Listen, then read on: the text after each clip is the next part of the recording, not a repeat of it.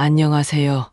제 이름은 이순자입니다. 올해 72살이에요. 요즘 며느리들은 우리 세대랑 너무 달라졌다지만 살다 보니 이런 일이 다 있나 싶네요. 저는 30년간 한의원을 운영했어요. 수많은 환자들을 치료하며 살아왔죠.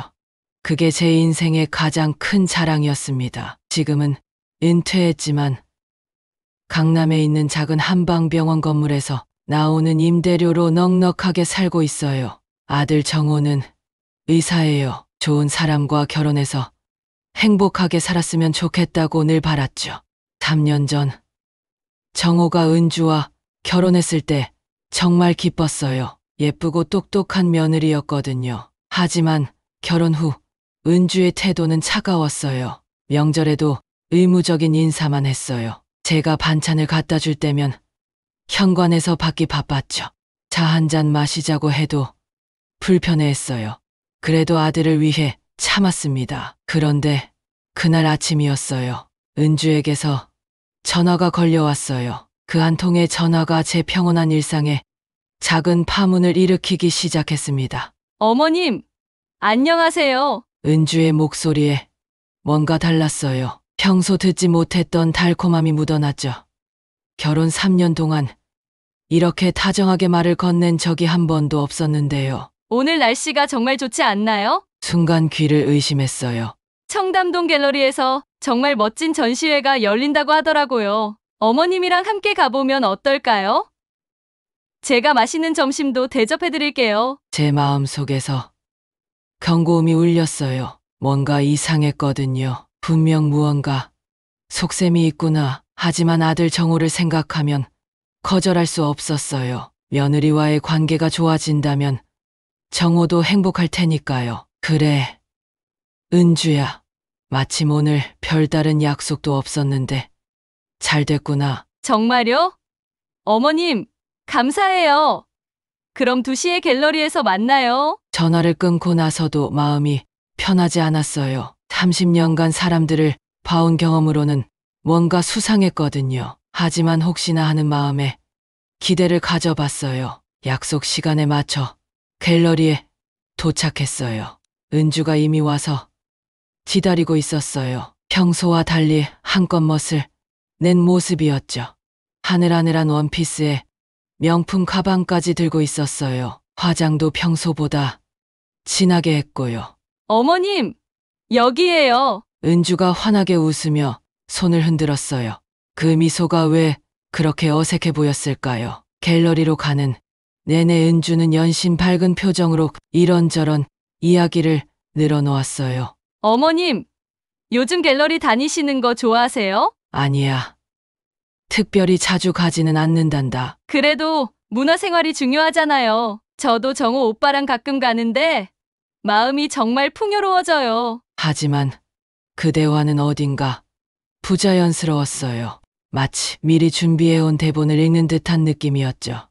갤러리 안으로 들어가자 여러 작품들이 벽에 걸려 있었어요. 현대 미술 작품들이었는데 솔직히 제가 보기에는 잘 이해가 안 됐어요. 어머님, 이 작품 어떠세요? 정말 감각적이지 않나요? 은주가 제 눈치를 살피며 물었어요. 그 표정에서 뭔가를 기대하는 듯한 느낌이 들었어요. 글쎄다. 은주야, 나는 이런 현대적인 그림보다는 전통적인 그림이 더 좋더라. 아, 그러시구나. 그럼 다음에는 전통 미술 전시회를 찾아봐야겠어요. 작품을 보는 동안에도 은주는 계속 제 반응을 살폈어요. 뭔가를 노리고 있다는 느낌이 점점 강해졌죠. 1시간 정도 갤러리에서 시간을 보낸 후였어요. 어머님, 시간이 좀 남는데 명동에 들러보면 어떨까요? 드디어 본색을 드러내기 시작했어요. 명동에 새로 생긴 시계 매장이 있다고 하더라고요. 정말 멋진 시계들이 많다던데요. 그 순간 제 마음속에서 뭔가가 툭 하고 끊어졌어요. 아, 이제 알겠구나. 이 모든 친절이 시계를 사달라는 얘기를 하기 위한 밑밥이었구나. 시계 매장이라. 네, 어머님. 그냥 구경만 해봐요. 요즘 시계들이 정말 예술 작품 같더라고요. 은주의 목소리에서 간절함이 묻어났어요. 이제 더 이상 숨기려 하지 않는 것 같았죠. 마음속으로는 거절하고 싶었어요. 하지만 아직 확실하지 않으니까 일단 따라가 보기로 했어요. 명동으로 가는 택시 안에서도 은주는 계속 시계 얘기를 했어요. 요즘 의사 아내들은 다들 좋은 시계 하나씩은 차고 다니더라고요. 품이 있어 보이잖아요. 의사 아내라는 말을 특별히 강조하는 것 같았어요. 택시에서 내려 시계 매장으로 향했어요. 번쩍이는 간판이 눈에 띄었어요. 고급 브랜드 시계 전문점이었죠. 매장 안으로 들어서자 화려한 조명 아래 진열된 시계들이 보였어요. 모두 어마어마한 가격표를 달고 있었어요. 은주는 물고기가 물을 만난 듯 매장 안을 휘젓고 다니며 이것저것 구경하기 시작했어요. 어머님, 이 롤렉스 시계 정말 아름답지 않나요? 은주가 가리킨 것은 3천만 원짜리 여성용 롤렉스였어요. 다이아몬드가 세팅된 베젤이 화려하게 빛나고 있었죠. 그 순간 온몸이 싸늘해지는 것을 느꼈어요. 저 같은 의사 아내가 이런 시계를 차고 다니면 품위가 있어 보일 것 같아요. 저 같은 의사, 아내가라는 말 속에 숨겨진 진짜 의도를 알 수 있었어요. 지금까지의 모든 친절이 이 한마디를 위한 것이었구나. 어머님 생각은 어떠세요? 은주가 기대에 찬 눈으로 저를 바라봤어요. 그 눈빛에서 간절함과 욕심이 동시에 보였어요. 제 마음속에서는 실망감이 밀려왔어요. 정말 며느리가 달라진 줄 알았는데 결국 돈 때문이었구나. 글쎄다. 은주야, 최대한 차분하게 말했어요. 나는 그런 화려한 것보다는 수수한 게 더 좋더라. 사람은 자신의 분수에 맞게 살아야 하는 법이다. 순간 은주의 표정이 굳어지는 것을 놓치지 않았어요. 그 순간 그녀의 가면이 살짝 벗겨진 것 같았어요. 내가 정말 그런 시계가 필요하다면 정호와 상의해서 계획을 세워 사는 것이 맞지 않겠니? 하지만 어머님, 결혼한 사람이 이런 큰 지출을 혼자 결정할 일은 아니라고 생각한다. 은주는 더 이상 말하지 않았어요. 하지만 그 침묵이 더 무서웠어요. 매장을 나와 집으로 돌아가는 내내 차가운 침묵만이 흘렸어요. 은주의 얼굴에서는 실망과 함께 뭔가 위험한 기운이 감돌고 있었어요. 택시에서 내릴 때 은주가 마지막으로 말했어요. 어머님, 오늘 정말 즐거웠어요. 하지만 그 말투는 전혀 즐겁지 않았어요. 오히려 차갑고 서늘했죠. 집에 혼자 남겨진 후 저는 마음속으로 중얼거렸어요. 이제 시작이구나. 앞으로 닥쳐올 폭풍을 예감했어요. 30년간 사람들을 봐온 경험으로는 은주가 쉽게 포기하지 않을 것 같았거든요. 과연 제 예감이 맞았을까요? 며칠이 지났어요. 은주는 그 후로 연락이 없었어요. 평소와 다를 바 없는 일상이 계속됐죠. 하지만 제 마음 한구석에서는 계속 불안감이 맴돌았어요. 정말 포기했을까? 30년간 사람들을 봐온 경험으로는 은주가 그렇게 쉽게 포기할 사람이 아니었거든요. 그날 매장을 나올 때 그녀의 차가운 표정이 자꾸 떠올랐어요. 일주일 후 정호에게서 전화가 걸려왔어요. 엄마, 저예요. 요즘 어떻게 지내세요? 응. 정호야, 잘 지내고 있단다. 너는 어때? 일이 많이 바쁘니? 네, 그럭저럭요. 그런데 엄마, 지난번에 은주랑 갤러리 다녀오셨다면서요? 순간 가슴이 덜컥했어요. 은주가 정호에게 뭔가 말했구나. 응. 그랬지. 은주가 갤러리 가자고 해서 함께 다녀왔어. 은주가 정말 좋아했어요. 엄마랑 시간 보낸 거 말이에요. 정호의 목소리에서 기쁨이 느껴졌어요. 아직 은주가 아무 말도 안 한 것 같았어요. 그래. 다행이구나. 하지만 안심하기엔 너무 이른 것 같았어요. 이틀 후였어요. 현관벨이 울렸어요. 문을 열어보니 은주가 서 있었어요. 그런데 뭔가 달랐어요. 그녀의 손목에 번쩍이는 시계가 차여 있었어요. 바로 그 롤렉스 시계였어요. 그 3천만 원짜리 시계 말이에요. 어머님, 안녕하세요. 은주가 환하게 웃으며 인사했어요. 하지만 그 미소 뒤에 뭔가 위험한 기운이 느껴졌어요. 어머님, 어떠세요? 제가 제 능력으로 산 거예요. 은주가 보란 듯이 손목을 흔들어 보였어요. 시계의 다이아몬드가 햇빛에 반짝이며 눈부셨어요. 제 능력으로라는 부분을 유난히 강조하는 목소리가 제 귀에 거슬렸어요. 그래, 은주야, 예쁘구나. 최대한 평정심을 유지하려고 했어요. 하지만 마음 한구석에서는 불안감이 커져갔어요. 들어와서 차라도 한잔 하겠니? 네, 감사해요. 거실에 앉은 은주는 계속 시계를 만지작거렸어요. 마치 저에게 보여주려는 듯이요. 차를 끓이는 동안에도 은주의 시선이 느껴졌어요. 뭔가 말하고 싶어 하는 것 같았어요. 어머님, 사실은요, 드디어 본색을 드러내기 시작했어요. 할부로 샀는데요.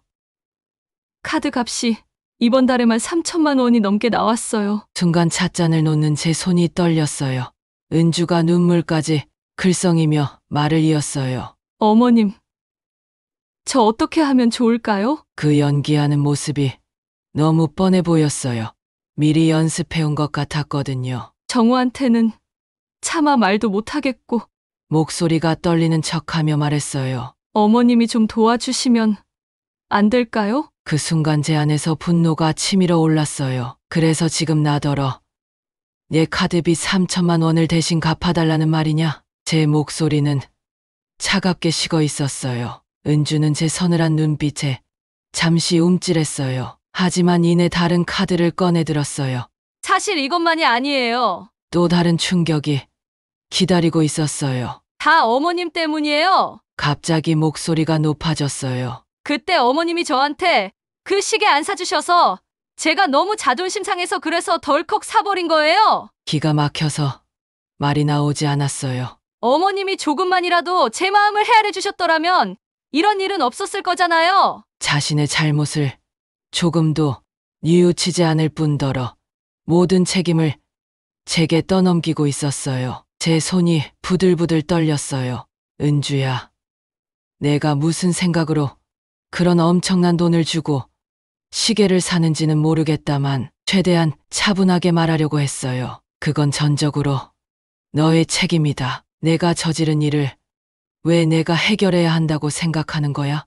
그러자 은주의 얼굴에서 가면이 완전히 벗겨졌어요. 눈빛이 차갑게 변했어요. 입꼬리도 비틀어졌고요. 좋아요. 소리를 지르며 일어났어요. 그럼 정호와 이혼할 거예요. 그 말을 듣는 순간 온몸에 피가 역류하는 듯한 분노를 느꼈어요. 이 모든 책임은 다 어머님께 있다고 말할 거예요. 목소리가 점점 커졌어요. 평생 아들 이혼시킨 매정한 시어머니라는 소리 들으면서 살고 싶지 않으시면 당장 제 카드비 체결하세요. 완전히 협박이었어요. 하지만 동시에 어처구니가 없어서 헛웃음이 나오기도 했어요. 은주야, 내가 이혼을 하든 말든 그건 너희 두 사람의 문제다. 제 목소리도 단호해졌어요. 하지만 명심하거라. 내 카드빚을 내 돈으로 메꿔줄 생각은 추호도 없어. 은주의 얼굴이 새빨갛게 달아올랐어요. 정말 그러실 거예요? 그래, 정말이다. 후회하실 거예요? 분에 못 이겨 온갖 저주의 말을 퍼부으며 일어났어요. 두고 보세요. 후회하게 만들어 드릴 거예요. 현관문을 쾅하고 닫으며 집을 뛰쳐나갔어요. 혼자 남겨진 거실에서 저는 한동안 멍하니 앉아 있었어요. 손이 아직도 떨리고 있었어요. 심장이 너무 빨리 뛰어서 숨이 가빠왔어요. 정말 이럴 수가 있나? 30년간 사람들을 봐왔지만 이렇게 뻔뻔한 사람은 처음이었어요. 그날 밤 아들 정호에게서 전화가 걸려왔어요. 목소리가 잔뜩 잠겨 있었어요. 엄마, 응. 정호야. 은주가 지금 아무것도 안 먹고 방에서 울고만 있어요. 역시 은주가 뭔가 말했구나. 엄마가 오늘 너무 심하게 뭐라고 하신 거 아니에요? 정호의 목소리에서 원망이 느껴졌어요. 정호야. 엄마가 설명해 줄게. 은주가 너무 상처받았다고 하는데요. 엄마 왜 그렇게 차갑게 대하세요? 아들이 완전히 은주 편을 들고 있었어요. 저는 깊은 한숨을 내쉬었어요. 정호야. 사실은, 하지만 전화 너머로 은주의 목소리가 들렸어요. 정호 오빠, 그만해요. 어머님이 저를 싫어하시는 건 맞으니까요. 은주야, 그런 말 하지 마. 정호가 은주를 달래는 소리가 들렸어요. 엄마, 은주가 많이 상처받았어요. 좀 이해해 주세요. 전화가 끊어졌어요. 혼자 남겨진 밤, 저는 창밖을 바라보며 생각했어요. 이제 정말 전쟁이 시작된 것이구나. 은주는 분명히 더 큰 일을 꾸밀 거예요. 그리고 아들마저 완전히 그녀 편이 되어버렸어요. 앞으로 어떤 일이 벌어질까요? 그 사건 이후 일주일이 지났어요. 은주는 더 이상 연락을 하지 않았어요. 하지만 이상하게도 마음이 편하지 않았어요. 폭풍 전의 고요함이라고 해야 할까요? 정호도 그 후로는 전화를 하지 않았어요. 평소 이틀에 한 번씩은 안부 전화를 하던 아이였는데요. 아마 은주가 뭔가 말했겠지. 그런 생각이 들면서도 어쩔 수 없었어요. 제가 먼저 연락하기도 그렇고, 그렇다고 모른 척할 수도 없었거든요. 그러던 어느 오후였어요. 현관 벨이 울렸어요. 이번에도 은주였어요. 하지만 지난번과는 완전히 달랐어요. 화려하게 차려입고 있었어요. 명품 가방과 구두까지 새로 바꿔 신었더라고요. 그리고 무엇보다 그 롤렉스 시계가 더욱 도드라져 보였어요. 어머님, 안녕하세요. 목소리는 밝았지만 눈빛은 차가웠어요. 안녕, 은주야. 들어와. 거실에 앉은 은주는 이전과 달리 당당해 보였어요. 뭔가 확신에 찬 표정이었죠. 어머님, 어떠세요? 제가 제 능력으로 산 거 말이에요. 또다시 손목을 보란 듯이 흔들어 보였어요. 제 능력으로라는 말을 다시 강조했어요. 하지만 이번에는 더 도발적이었어요. 그래, 예쁘구나. 차를 내오며 평정심을 유지하려고 했어요. 사실은 할부로 샀는데요. 또 시작이구나 싶었어요. 카드 값이 이번 달에만 3천만 원이 넘게 나왔어요. 이번에는 눈물 연기도 하지 않았어요. 오히려 당당했어요. 어머님, 저 어떻게 하면 좋을까요? 그 말투에서 진짜 의도가 느껴졌어요. 정말로 도움을 요청하는 게 아니라 요구하고 있었거든요. 은주야, 지난번에도 말했지만, 아, 그래요? 제 말을 자르며 일어났어요. 그럼 이제 다른 방법을 써야겠네요. 순간 소름이 돋았어요. 뭔가 위험한 기운이 느껴졌거든요. 은주가 핸드폰을 꺼내더니 무언가를 보여줬어요. 어머님, 이거 보세요. 화면에는 여러 연락처가 떠 있었어요. 제가 아는 사람들의 이름이 보였어요. 다 어머님이 예전에 치료해 주신 환자분들이에요. 가슴이 철렁 내려앉았어요. 이분들께 전화해서 어머님이 어떤 분인지 말씀드릴까 해요. 완전한 협박이었어요. 돈이 많으면서도 너늘이 한 사람 도와주지 않는 인색한 시어머니라고요. 제 손이 부들부들 떨렸어요. 은주야, 내가 지금 무슨 말을 하는 거야? 어머님이 저를 안 도와주시면 저도 어쩔 수 없어요. 눈빛이 차갑게 변했어요. 30년간 쌓아온 명성이 하루아침에 무너지는 걸 보고 싶지 않으시면 제 카드빚 해결해 주세요. 그 순간 제 안에서 폭발할 것 같은 분노가 치밀어 올랐어요. 내가 지금 나를 협박하는 거냐? 협박이 아니에요. 그냥 사실을 말하는 거죠. 태연하게 대답했어요. 어머님이 정말 며느리를 아끼신다면 이 정도는 해주실 수 있잖아요. 내 카드 빚이 왜 내 책임이야? 어머님이 그때 저한테 시계 사주지 않으셔서 제가 자존심 상해서 산 거잖아요. 또다시 모든 책임을 제게 돌리고 있었어요. 그러니까 어머님 책임이에요. 기가 막혀서 말이 나오지 않았어요. 은주야, 내가 무슨 생각으로. 좋아요. 갑자기 소리를 지르며 일어났어요. 그럼 정말 전화할 거예요. 핸드폰을 들고 누군가의 번호를 누르기 시작했어요. 잠깐, 제가 말렸어요. 뭐 하는 거야? 김 할머니 번호예요. 어머님이 10년 전에 치료해 주신 분이죠. 정말로 전화를 걸려고 하고 있었어요. 지금 당장 멈춰. 그럼 제 카드빚 해결해 주실 거예요? 안 된다고 했잖아. 그럼 어쩔 수 없네요. 정말 전화를 걸었어요. 할머니, 안녕하세요. 이순자 원장님의 며느리 은주예요. 제 심장이 멎을 것 같았어요. 네, 맞아요. 그런데 할머니께 말씀드릴 게 있어서요. 핸드폰을 뺏으려고 했지만 은주가 피했어요. 사실 시어머니가 저를 너무 구박해서요. 거짓말을 하고 있었어요. 돈이 그렇게 많으면서도 너늘이 시계 하나 사주지 않으려고 해서요. 그만해. 소리를 질렀어요. 은주가 전화를 끊고 저를 바라봤어요. 어떠세요? 이제 믿으시겠어요? 그 순간 온몸이 후들후들 떨렸어요.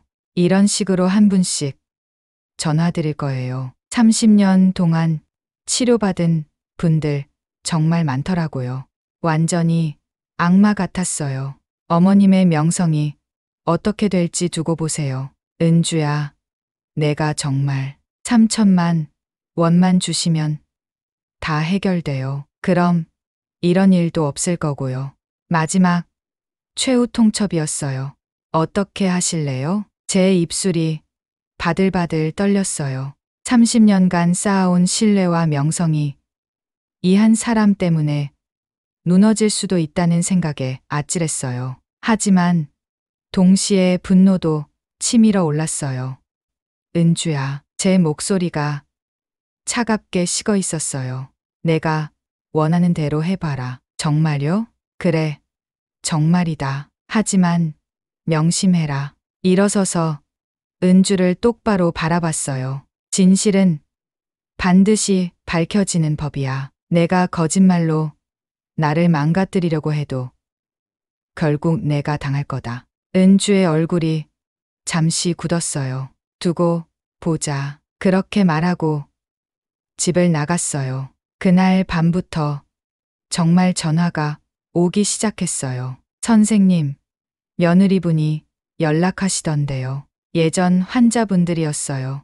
무슨 일이 있으신 건가요? 하나둘씩 전화가 올 때마다 제 마음은 무너져 갔어요. 은주의 복수가 시작된 거였어요. 과연 이 상황을 어떻게 해결할 수 있을까요? 은주의 복수는 생각보다 치밀하고 악랄했어요. 매일 하루에 두세 명씩 예전 환자분들에게 전화를 했어요. 제가 며느리를 구박하고 괴롭힌다는 거짓 소문을 퍼뜨렸죠.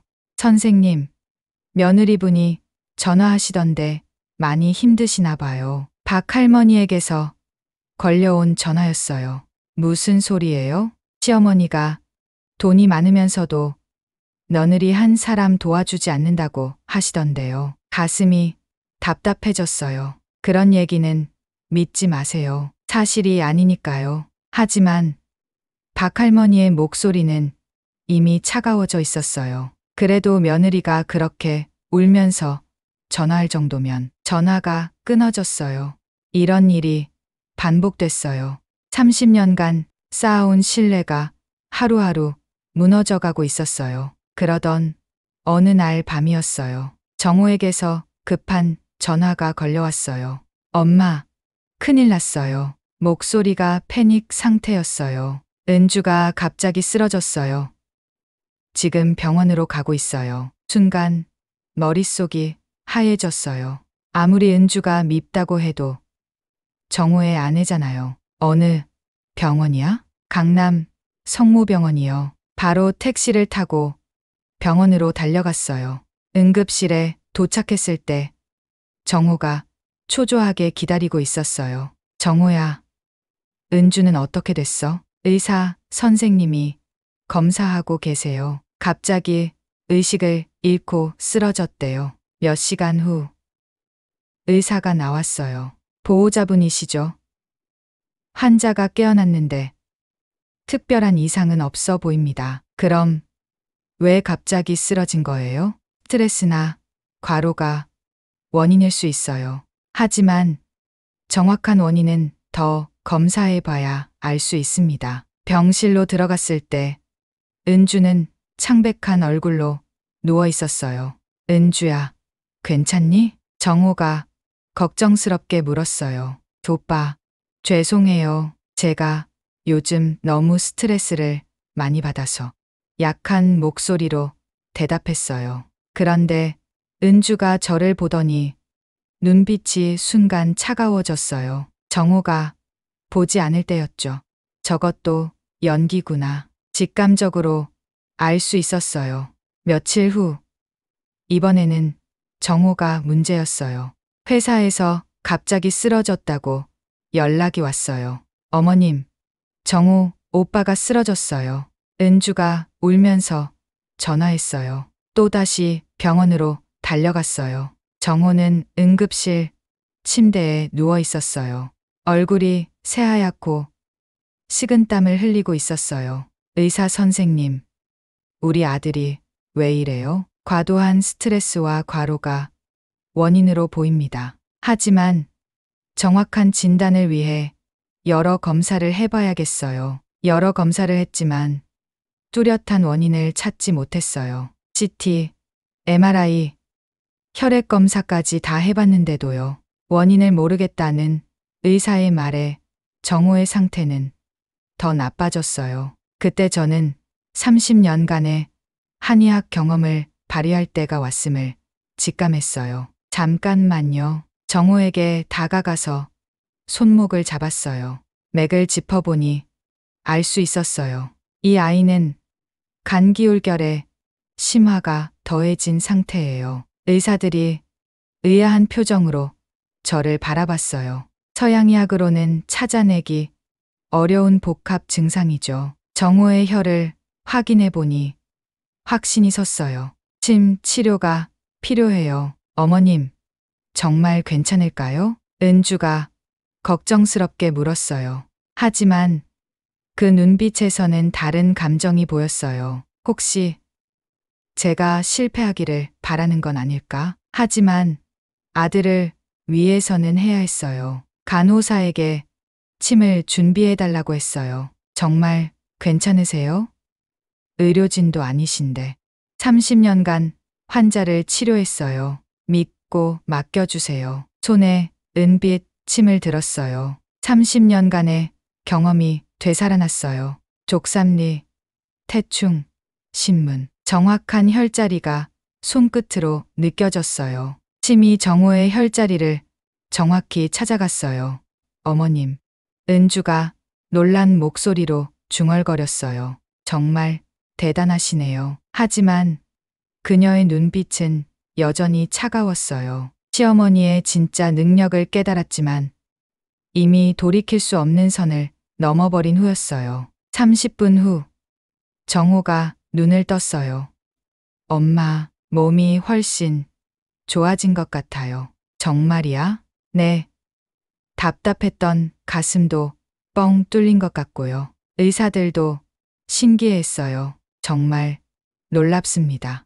환자 상태가 확실히 좋아졌네요. 며칠 후 정호가 완전히 회복되자 저는 은주에게 마지막 경고를 했어요. 은주야, 이제 그만하자. 복도에서 둘이 있을 때였어요. 더 이상 이런 식으로 나가면 너만 손해야. 무슨 말씀이세요? 여전히 모르는 척했어요. 내가 지금까지 한 일들 말이야. 거짓말로 사람들에게 소문 퍼뜨리는 것도 그렇고 저는 그냥 사실을 말한 거예요. 사실? 제 목소리가 차가워졌어요. 내 카드빚 때문에 나를 협박하고 거짓말로 내 명성을 망가뜨리려는 게 사실이라고? 은주의 얼굴이 잠시 굳었어요. 어머님이 저를 도와주지 않으셔서. 그만해, 은주야. 더 이상 들을 수 없었어요. 정호가 회복된 지금 내가 정말로 생각해봐야 할 때야. 하지만 은주는 끝까지 자신의 욕심을 버리지 못했어요. 저는 잘못한 게 없어요. 오히려 더욱 극단적인 선택을 준비하고 있는 것 같았어요. 그 차가운 눈빛에서 불길한 예감이 들었어요. 이제 정말 큰일이 날지도 모르겠다. 과연 은주가 다음에 무슨 일을 저지를까요? 정호가 완전히 회복된 지 일주일 후였어요. 집에서 평온한 오후를 보내고 있을 때였어요. 우편 배달부가 등기우편을 가져왔어요. 발신인을 보는 순간 손이 떨렸어요. 법무법인에서 온 편지였어요. 봉투를 뜯는 제 손가락이 부들부들 떨렸어요. 안에는 이혼 소장이 들어있었어요. 은주가 정호와 이혼하겠다며 법원에 낸 서류였어요. 더 충격적인 건 그 다음이었어요. 2억 원의 위자료와 재산 분할을 요구하고 있었어요. 2억 원? 그 터무니없는 금액에 눈앞이 캄캄해졌어요. 바로 정호에게 전화했어요. 정호야, 큰일 났어. 무슨 일이에요, 엄마? 은주가 너와 이혼하겠다고 법원에 소장을 냈어. 뭐라고요? 정호의 목소리가 떨렸어요. 그것도 2억 원을 달라고 하고 있어. 2억 원이요? 어떻게 그런 돈이? 1시간 후 정호가 집으로 달려왔어요. 얼굴이 새하얗게 질려 있었어요. 엄마, 이게 도대체 무슨 일이에요? 소장을 읽어보더니 거의 기절할 뻔했어요. 어떻게 은주가 저한테 이럴 수가 있어요? 아이처럼 울며 제 품에 안겼어요. 엄마, 제가 뭘 그렇게 잘못했다고. 정호야, 울지 마. 엄마가 다 해결해 줄게. 하지만 마음속으로는 저도 막막했어요. 이제 은주가 어디 있는지도 모르겠어요.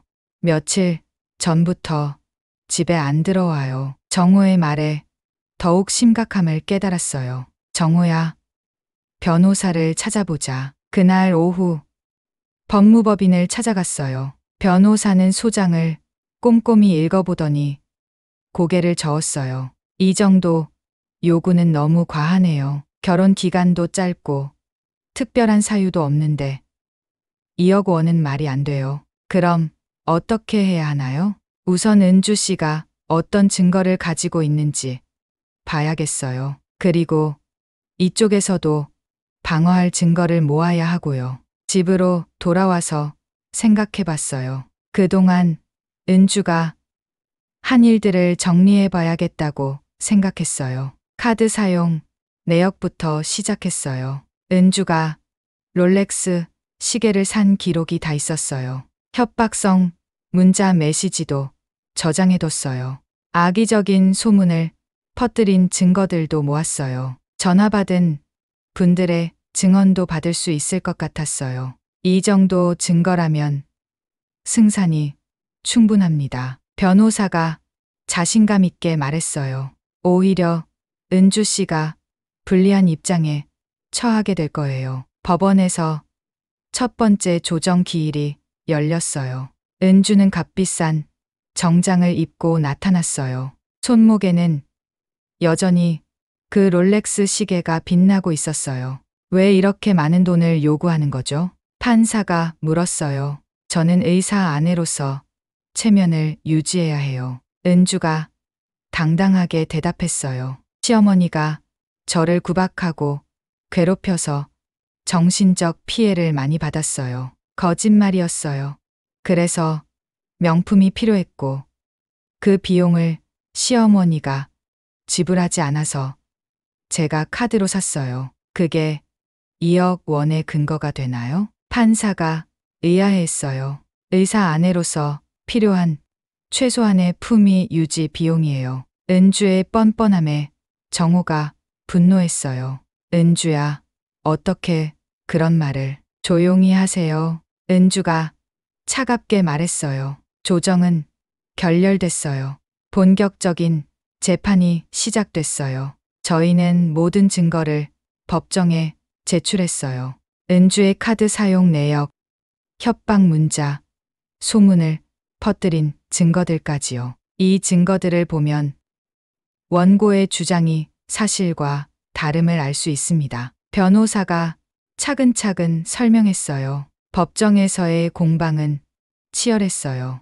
은주는 자신이 피해자라고 주장했어요. 하지만 객관적인 증거들 앞에서 그녀의 주장은 힘을 잃어갔어요. 제가 증인으로 출석했을 때 법정은 숙연해졌어요. 30년간 환자들을 치료하며 쌓아온 신뢰가 며느리의 거짓말 때문에 하루아침에 무너졌습니다. 제 목소리가 떨렸어요. 하지만 저는 후회하지 않습니다. 진실은 반드시 밝혀지기 마련이니까요. 은주가 저를 노려봤어요.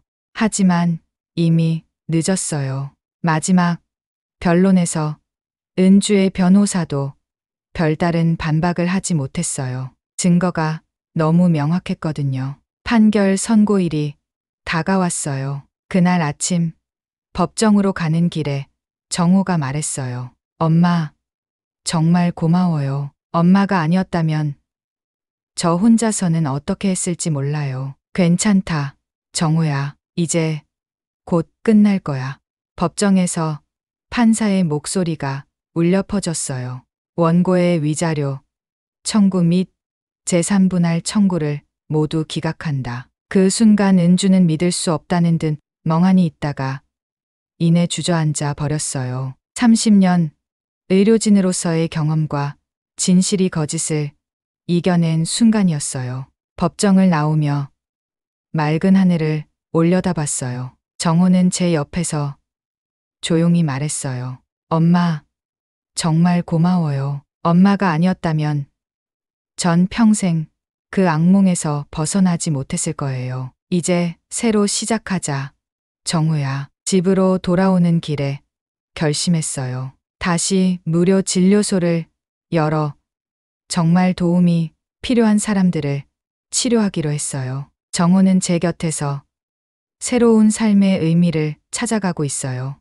은주는 결국 자신이 선택한 삶의 대가를 치르게 됐어요. 롤렉스 시계는 이제 허영과 파멸의 상징으로 그녀의 인생에 지울 수 없는 낙인을 남겼어요. 진실은 항상 이겨요. 그리고 사람은 자신이 뿌린 대로 거두게 마련이에요. 이제 저희에게는 새로운 시작만이 남아 있어요.